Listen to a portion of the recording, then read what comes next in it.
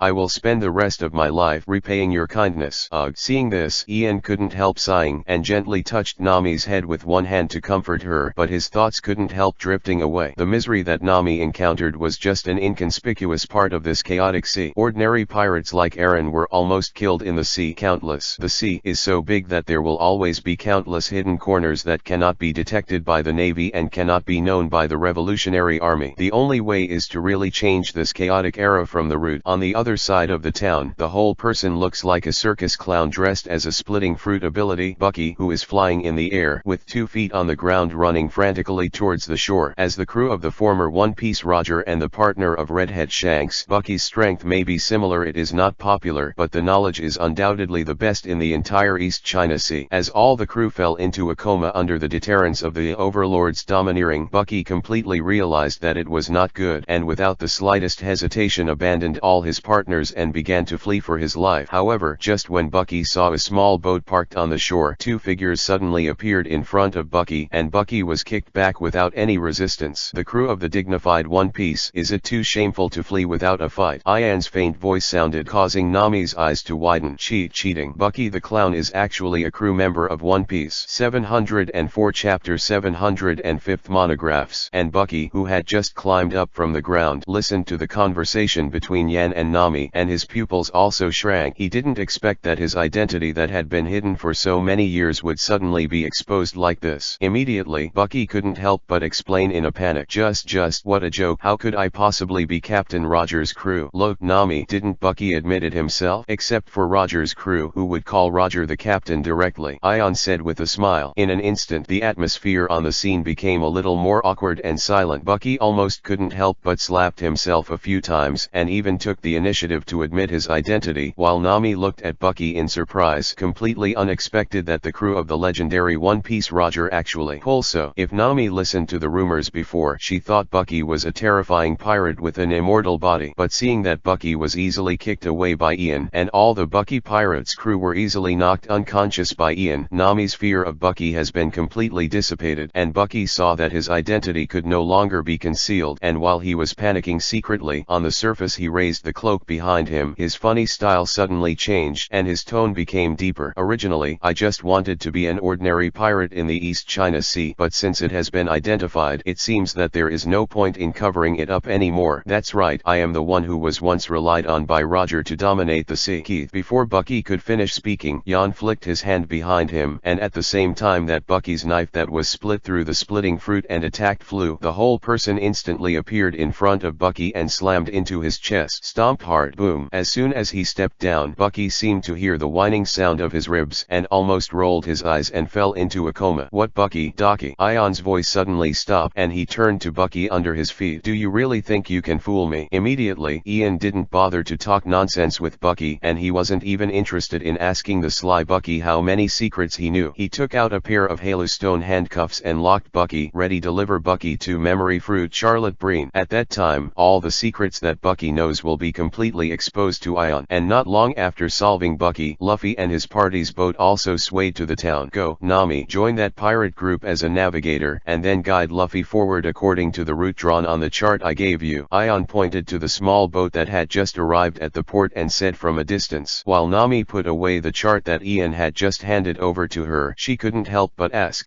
can I ask the purpose of this? Is it going to kill that guy named Luffy? No, of course not. Ion answered Nami patiently and gently, and said, Luffy is the son of a good brother of mine. I was worried that his voyage would not be smooth or exciting enough, so I specially asked you, a first-class navigator of the sea, to help him. Is that so? Nami breathed a sigh of relief, and probably understood Ion's purpose. That guy named Luffy should be the son of one of Ion's deceased good brothers, right? So Ian took care of him like this. Immediately, Nami nodded and said, although I hate pirates, but for your sake, I agreed. After a pause, Nami couldn't help but ask, it's just Kokozia village. Don't worry, I'm only temporarily separated from you. I'm just going to send Bucky somewhere, and I'll reunite with you soon, and it will take 2 weeks for Tiger to reach Kokozia village. Ion replied. Nami heard the words with joy in her eyes. She smiled playfully at Ion and replied, well, then I see. As Nami agreed, Ian left with confidence and took Bucky, who was chained by Halashi, to the nearest contact point of the Revolutionary Army, and then planned to send Bucky to the Revolutionary Army's channel in the hands of Charlotte Breen in the Great Passage. Undoubtedly, even Ion has to admit that Nami's talent as a navigator is definitely the top existence in the sea. Otherwise, Golden Lion Shiki would not deliberately snatch Nami in the original trajectory, trying to get Nami to work for him. For the newly established Straw Hat Pirates, Nami is definitely an indispensable and irreplaceable character. If it is another navigator, I am afraid that she may not have the ability to lead the Straw Hat Pirates to the sea. The end point. At that time, if the Straw Hat Pirates is not planted in the hands of any powerful mortal enemy but instead hangs in the harsh and impermanent climate of the Great Root. It will be really funny enough. What's more important is that Sarah and Ying have also joined the Straw Hat Pirates. How could Ian allow such a funny accident in the Straw Hat Pirates? Just in case, Ian has even started to let the Revolutionary Army prepare a large number of knowledge books that navigators need to master, intending to hand them over to Nami at the right time. On this side, with her excellent acting skills and communication skills, Nami easily gained Luffy's trust and successfully became a navigator of the Straw Hat Pirates. It just makes Nami a little strange. It is that the girl with extraordinary appearance that she had seen in Shields Town before joined the pirate group, and her words and deeds were full of herself, resentment and hostility. P.S. Due to the angle problem, Nami did not notice the existence of Ion in the restaurant. However, looking at the expensive dress on the girl, Nami, who subconsciously wanted to be near the rich woman, took the initiative to greet Ying and said, "Hello, my name is Nami, and we will be partners in the future." In the face of Nami's flattery, Ying snorted coldly and said dissatisfiedly, "Do you mean we're separate, huh?" Nami asked in confusion, "Are you still pretending to be stupid? Let me tell you, no matter how much you please me, I will never recognize your identity," Ying said coldly, her hostile eyes almost undisguised.